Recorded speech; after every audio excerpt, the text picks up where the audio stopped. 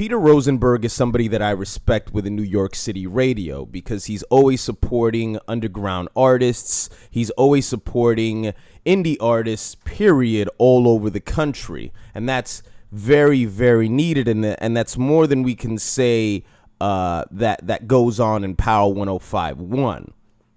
But he got a call the other day from a Trump supporter. And I always have to call bullshit when I hear moronic callers in radio stations. Most of the time, I think that they are plants. I think that they are people that the radio station pays or people who are employed by the radio station to call in and to basically serve up a sound bite for the host because it's maybe a hot topic at the moment and they want those online clicks.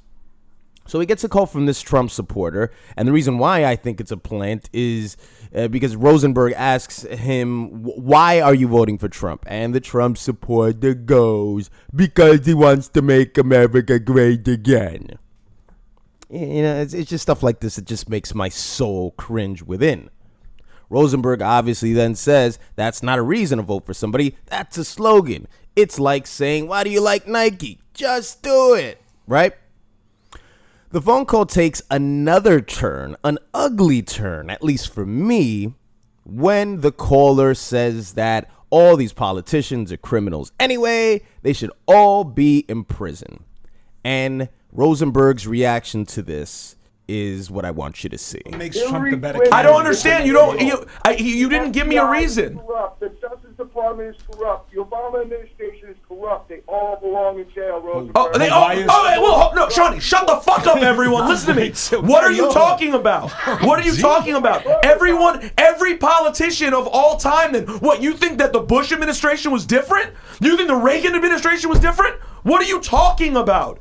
You're talking about politicians. Politicians are politicians. This acceptance, this knowledge that all administrations before have been corrupt is the issue for me.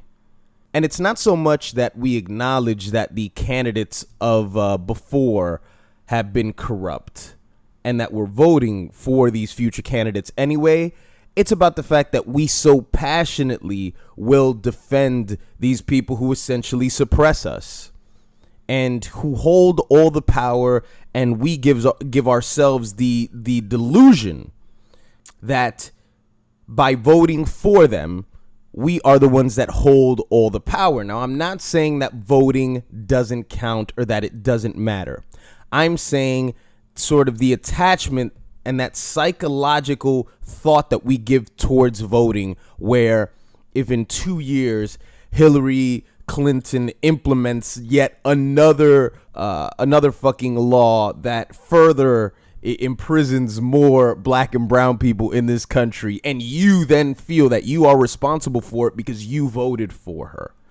And again, I've told you guys this in the past. Whenever I discuss matters of politics, whenever I discuss any of this, it's to discuss what's at hand. We're social human beings and we care about the political process, especially in this country.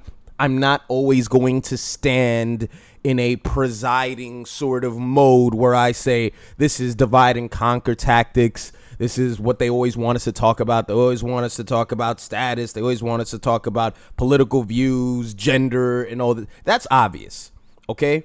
That's always going to be in the back of my mind, but there is no entertainment value in me constantly reminding you that this is how the elites basically control everyone, right? To keep people fighting against each other because you vote for that person and I vote for that person. What the fuck are you talking about? And blah, blah, blah, blah, blah, blah, blah. But this is why I choose not to vote this year. I may vote for an independent candidate. That remains to be seen. But because most of the angles from logical people, and this is where we've all sort of hit like a dead end that I refuse to stay at this point, is I'm not going to vote for, I'm voting for Hillary because I don't want Trump to be president.